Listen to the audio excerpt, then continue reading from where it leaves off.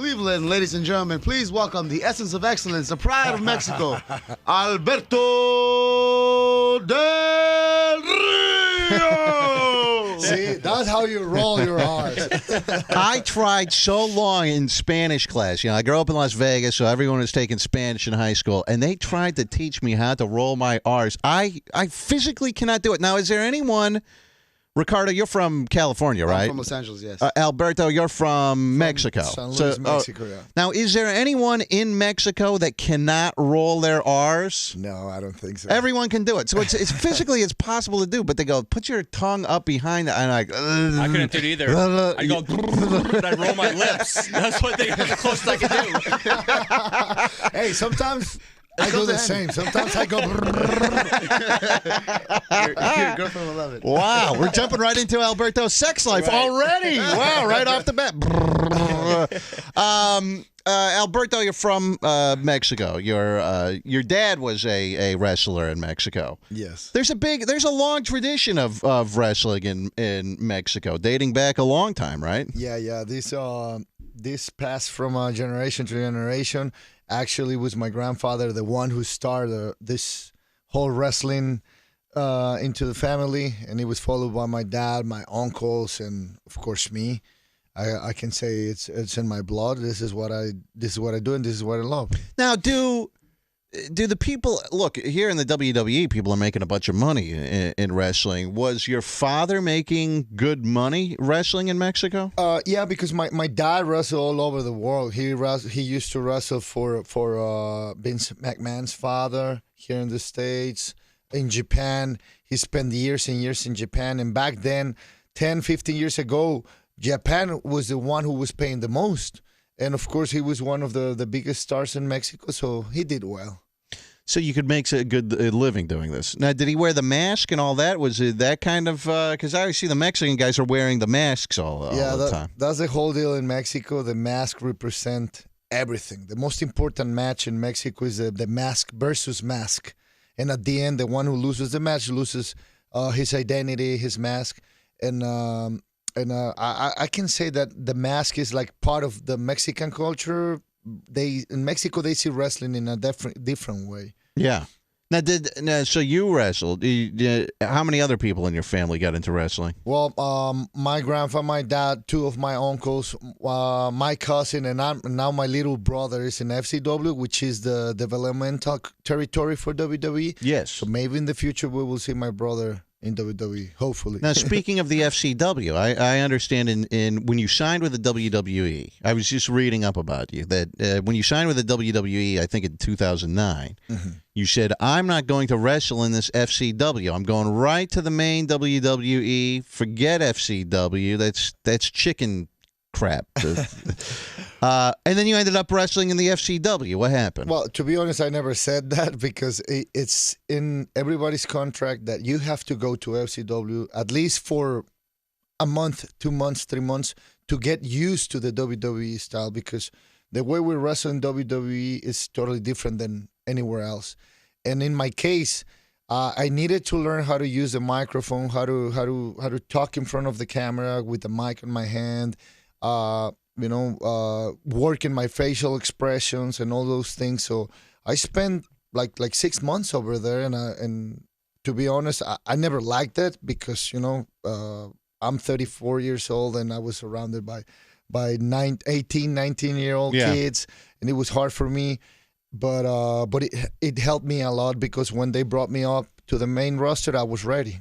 So you didn't have to necessarily learn much about the actual wrestling, the physical aspect of it. You learned more when you went there, how to be a showman, how to do it for TV, how to do that kind of stuff. Yeah, that was the whole deal, because when I got there, I was wrestling for over 10 years, so in Japan, Mexico, Europe, everywhere. I'll bet you were going, I don't need that. What are you guys going to teach me in the FCW? Take this FCW and stick it up your... I know everything, right? No, I never said that because... you were thinking that, though. Well, at the beginning, before I went there, yes, but once I got there, I saw that the American style is totally different than the Mexican style, and I had a lot of things to learn. and all those guys, the trainers, they helped me a lot, and that's part of the success of Alberto Del Rio. Is there any difference in the actual physical aspect of the wrestling? Well, not really. It's just here in the United States that they treat us like kings. Rings are a little bit or a lot more softer than the Mexican rings because they don't invest any money on us in Mexico. And, you know, private planes and catering, every single TV show, they take care of us really well. Now, Ricardo, how did you get involved in this? Now, because I was reading up a little bit about you, it sounds like you almost went, this is, I'm sure, a simplified version, that you went from backyard wrestling to the WWE. Now, I assume that there must have been something in between there. Oh, no, definitely. Like, obviously, we don't really condone backyard wrestling because it's not safe. But I did that for a little bit, and then eventually got to a point where I wanted to pursue this.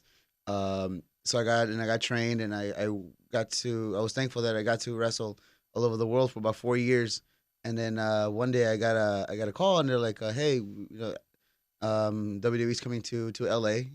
Well, how did you go from Theater? Put the microphone a little closer to him there. There you go. How did you go from backyard wrestling to actually getting a break in the industry?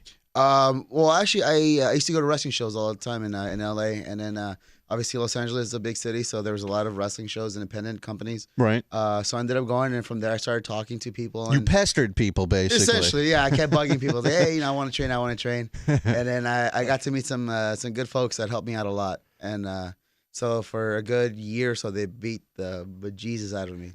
Yeah. But I learned. This is when my producer came in. I go, so give me the rundown on Alberto and Ricardo. He goes, Ricardo's the guy that, like, if... you know, he'll go in and he'll get beat up for Ricardo. Like if Ricardo's going to get, I'm sorry, if Alberto's going to get beat up, Ricardo goes in and the shield. Yeah, just gets beat up for him. Basically, he's a good friend. He pays me enough to do this. So.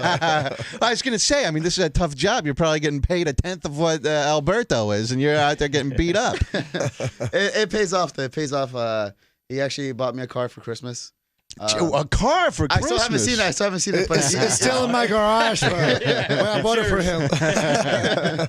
How does this work now? Alberto, you are all the wrestlers. You're an independent contractor with the WWE, basically. So now, is Ricardo? Are you an independent contractor with the WWE, or do you pay him, or how does this work? No, the company pays him. The company pays him. No, did you really buy him a car? Yeah, you did. Yeah. What'd you get him? Does he know what you got him? Yeah, he knows. Tell them, Ricardo. It was like an old beat up Datsun. It's still a car, right? Yeah, right. Car. It's gonna take you places, so don't worry. Right. I stolen me a couple times, but yeah, well, it's a start, right? It's a good gesture. It's so now, do you, Ricardo, do you want to move up and be a main guy eventually, or I mean, what's your goal in this business? We've actually discussed this before, and I think at the time being, what we're doing is working, so there's no need to pursue anything else at the moment. Because but don't you look at let's just look at it from a pure poon standpoint. You look at Alberto, he goes around, chicks are swooning. He goes through a hotel lobby, all these girls are throwing themselves at him. I'm sure you're pulling some too, but don't you want to be the main guy sometimes? I don't know if I should say anything because my girlfriend might be listening. And you don't want to get Ricardo in troubles with me. No, you know, it's on this show, for instance, I have a great staff. I've been with all of these guys pretty much for almost 10 years now. And I love them, and I'd love for them to continue working on this show for eternity. But part of me goes, why don't these guys go off and do it on their own? I mean, I wouldn't be satisfied being the phone screener for 10 years, in other words. Now, does that ever cross your mind? Are you going to be satisfied playing second fiddle for 10 years? I mean, for the 2 years that we've been together, I've actually gotten my share of the spotlight at times, and it's great. But like I said, I think at the time being, what we're doing is working, and the combination of the a-hole and then the comedy relief, it kind of works out and it balances out, you know. Because so I think at the time being, until whatever powers may be, let us continue to do this. How did they hook the two of you guys up together? They just go, hey, this is something we want to explore. Did you guys get to meet each other and go, we should do something together? How did that work? Well, that's a really interesting story, and I want to let Ricardo to tell you about it because he was not the one to be my ring announcer. It was another guy, but something happened that day that the guy decided to say no. And Ricardo knows the guy because I think the guy lives in LA. Yeah. And I always ask Ricardo, who is this guy? What happened to this Where's guy? that guy? He's like the guy who quit the said Beatles. no. Yeah. Yeah. Well, why here's he what said happened. no? I had a tryout with WWE, a wrestling tryout, back in 2009, I believe, 2010. After SummerSlam, and it was a wrestling tryout. And then, so after the whole thing happened, I didn't hear anything back. They're like, okay, thank you for coming, blah, blah, blah. So this is my first time in WWE, and this is my first time experiencing catering. So I lived on my own. So I saw food. I was like, oh my God, food, right? so I'm out there, like, and then the guy who got me that booking, his name was Jesse Hernandez, and they had went up to him and they had asked him, hey, we need a Spanish re-announcer for this thing that we're debuting tomorrow. Do you know of anybody? So they went up to this other kid who was 19, clean cut, good looking kid, bilingual. And they asked him if he wanted to go to San Bernardino the next day, for Bakersfield, I'm sorry. For whatever reason, he said he couldn't make it. For whatever reason. Yeah. So then Jesse was like, well, he speaks Spanish. And it was something out of a movie where, like, it just zooms in. I have cheesecake in my mouth. So they come up to me and they're like, hey, have you ever done a re-announcer before? I was like, yeah, sure. Sure, of course, right, yeah. They're like, do you have a tuxedo? I was like, yeah, of course. Like, you want to come? Do you want to come tomorrow to Bakersfield to this re-announcing thing? I was like, yeah, sure. And the funny thing about it was I was only scheduled for that Monday. I wasn't scheduled for SmackDown. Yeah. So I ended up going to SmackDown, and then and the rest is history, pretty much. And then I told him, like, the one of the funniest, not funniest, but like pat on the back type things was we were in WrestleMania, my first WrestleMania in Atlanta, and then I'm in the arena and I'm just scouting everything and how amazing it is at the Georgia Dome, and then I get a text, and it was from that guy that said no, and he said, hey, how's it going? And in my head, I'm just looking around like, it's pretty good. Pretty good. I'm at WrestleMania, and you're laying on your couch, unemployed. Yeah. So it's an interesting story how, like, I wasn't the original Ricardo. Yeah. Well, you have to take you have to take advantage when you can, definitely. and drop whatever. I mean, it could have been the birth of your child the next day, and you would have said, no, I can be there, right? Yeah. But, so that's how you guys. It was almost by accident that you guys started working pretty together. much, because it's supposed to be just one-time deal for Ricardo, but he did debut. such a great job that the company offered him a contract, and we've been together. We've been together for 2.5 years. almost 3 years, and many people think that we're not friends outside the business, but we're friends. We're always in touch and helping each other. It's not just in the ring; it's outside the ring. And I think that's what helps with the chemistry in when we're doing TV, because we know each other. We know how to feed off of each other. Yeah. We spend so much time together that we spend more time together than we do Well, with our families. it really is. It probably is also good that this was kind of like your first big break. Like, you haven't worked with 20 other people, and so you kind of go into it almost like with a clean slate, a fresh palette, and you start working with someone. It's like, if I would rather get people here on this show that you can train and do things the way that you want it to be done, rather than get some guy that's worked on the Howard Stern show and the Man Cow show and the Bubba the Love Sponge show, because they have all their different ways of doing things. You were a clean slate, Ricardo. You, Alberto, and tell me, do you go back to Mexico a lot? Not really, only for work, because now I live in Florida, and I'm really happy living there. I bet. Plus the situation in my country is a little bit difficult right now. What the hell's going on down there? Yeah. I mean, look, I see on the news, I go, this country it's insanity down there with what's going on in Mexico, right? Is it as bad as I think it is? In this moment, yes, it is. That's the reason I don't go there. My family, I mean, Would you be kidnapped if you went there? I'll bet you'd be kidnapped, wouldn't you? it can happen. I'm not gonna say yes, but it can happen. That's the reason I don't go there. I have my family with me in Florida. My mom, my dad, my siblings, and if I go there, it's only for work. I try to not to go there. Yeah. Well, I talk to people on this show. They go, yeah, I'm going on vacation to Mexico. I go, you got to be out of your friggin' mind. And they go, no, it's to whatever part of Mexico, and it's completely safe. I go, yeah, until the 14 banditos in a pickup truck come up and behead you. I mean, it's crazy what's going on. It's one of those situations where the coin is in the air. You know, it can happen to you, or you can go there every single year and nothing will happen. You know, you never know. What do they have to do down there? I mean, is it possible that this can be now? What's interesting to me is that people in the United States don't really, especially up here in the north. If you're down in Arizona or Texas, you think about it more because you're right there on the border. But up here, people don't really think about it. But this is a country, we spend a lot of time worrying about what's happening in the Middle East. There's a lot of turmoil going on in Mexico right now that could affect the United States of America. But, I mean, what do they have to do to fix the problem? Or is it even fixable down there? I'm pretty sure it's fixable, but to be honest, I don't know what they're gonna do at the moment because it's difficult. You know, the cartels they have taken the streets and they are ruling the city, they are ruling the country, and it's gonna be really difficult to make them stop. Now, your dad was a big wrestler over in Mexico. Did the cartels ever approach him for anything? No, because when he was active, it was like 10 years ago, and this problem started only like 6-7 years ago. Yeah. Because it was bad in the past, but not this bad. In this moment, it's just bad. It's horrible, you know.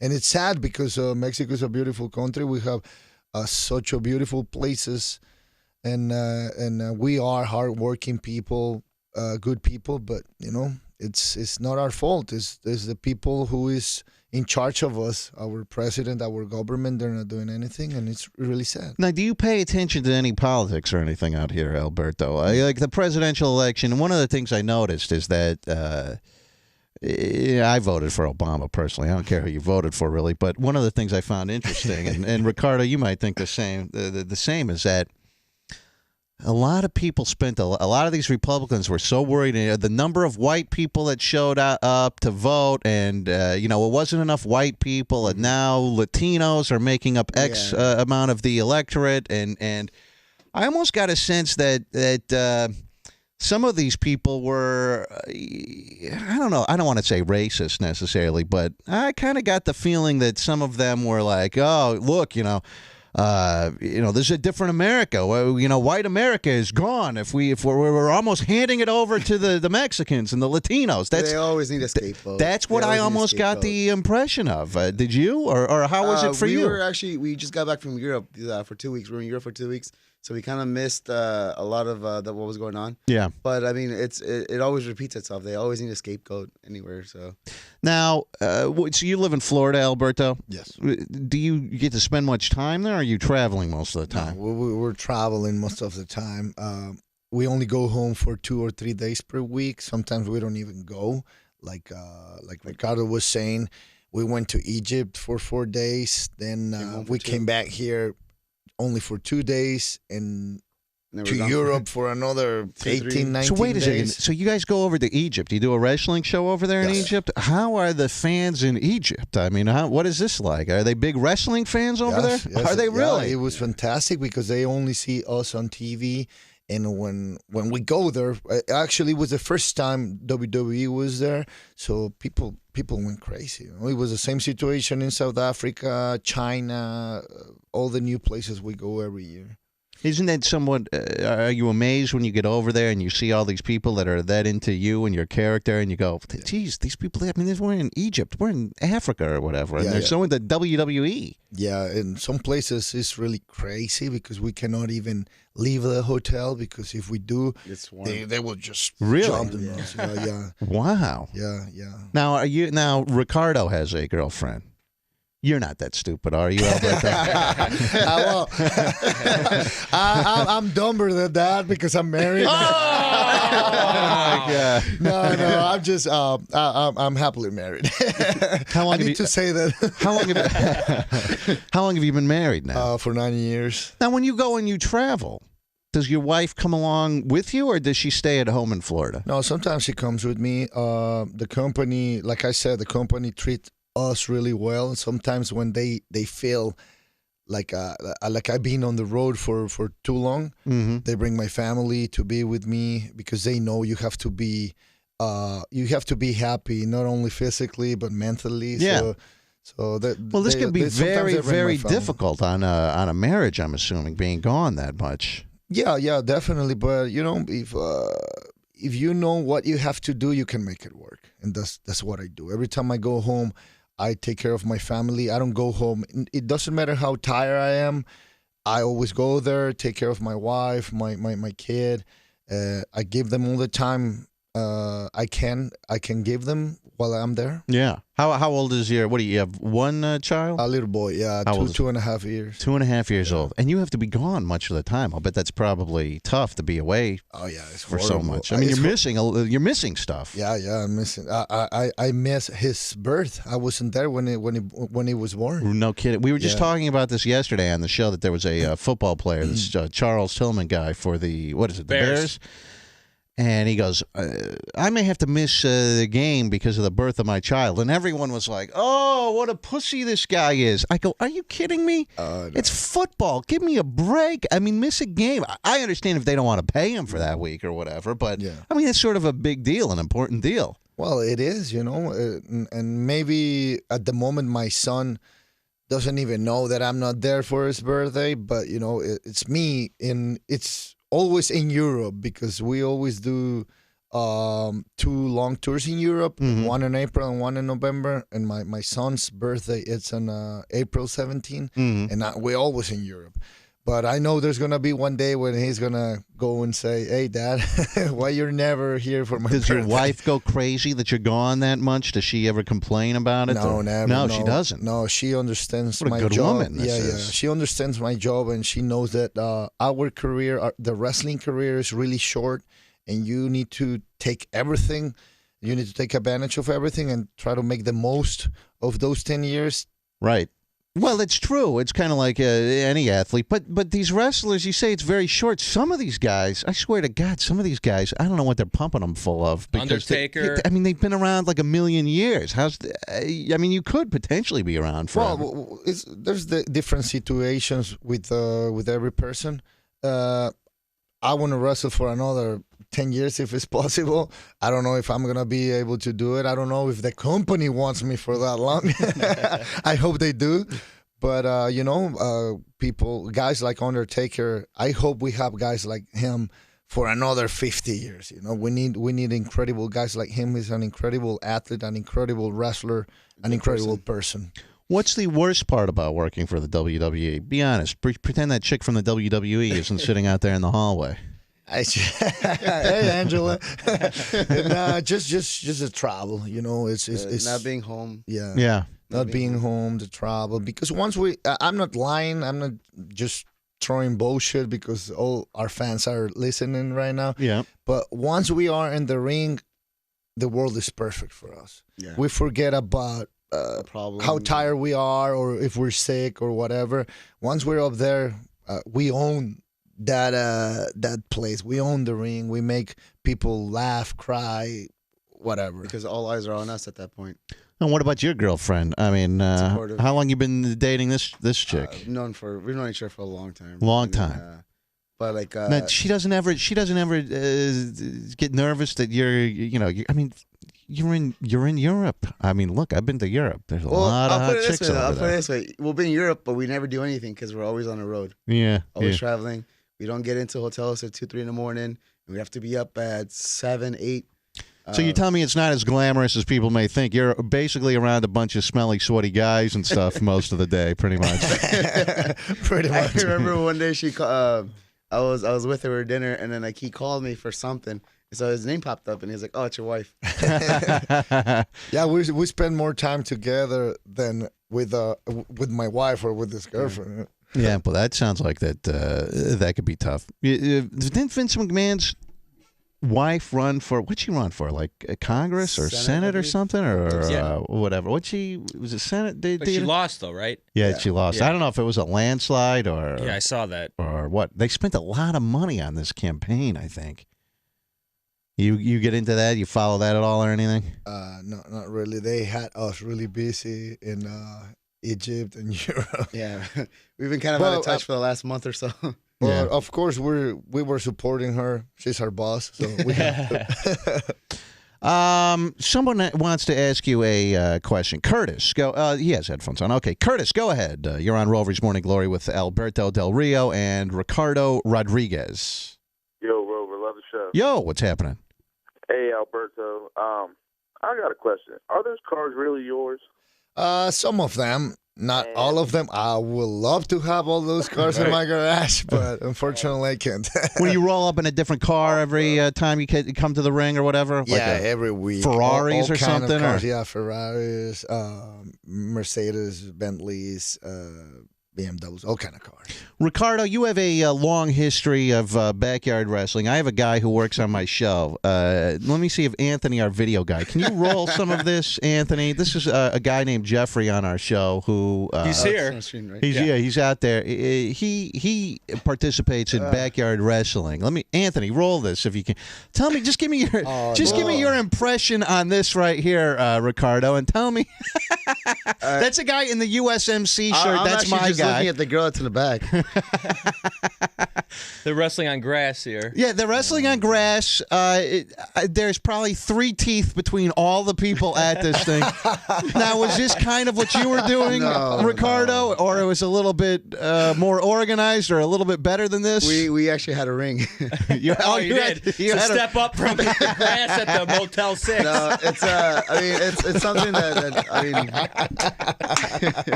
Now, what do you think of Jeffrey's technique there as he slaps that guy's chest up against the turnbuckle or whatever? It's not necessarily something that I would condone, just because like I understand, looking back at it now, how dangerous it was. Yeah. And so many people got hurt, and it was never. That was funny. It's funny to watch, though, isn't it? Especially that one. Now, did you guys really get? I mean, when you were doing this, Ricardo, were you doing full on moves, jumping off the ropes, and all this kind of stuff? We had this guy who trained for like a year, and then he was training us. Yeah. So he taught us how to fall and how to run the ropes, but we had a ring though. But again, if you want to pursue something in wrestling, I would say get trained. There's a lot of credible schools out in any area. So I would say go get just trained. don't do this is what you're basically telling people. Right. Yeah, don't. It's dangerous. Not even for the danger. You look like an asswipe doing it. You got the girls though. He does have the girls. Well, Alberto Del Rio and Ricardo Rodriguez will be at WWE SmackDown tonight, 7 p.m. at Quicken Loans Arena. The tickets are available at theqarena.com at any area discount drug mart. Charge by phone, 888-894-9424, or you can get them right there at the venue. It's tonight, 7 o'clock at Quicken Loans Arena. Thank you guys for coming in. Good luck tonight. Thank you. Thanks for having us. And have fun while you guys are in town for the next however many hours, and then you guys are on to your next thing. But I appreciate it. Thank you guys for coming in. Thanks for having us. We had a great time.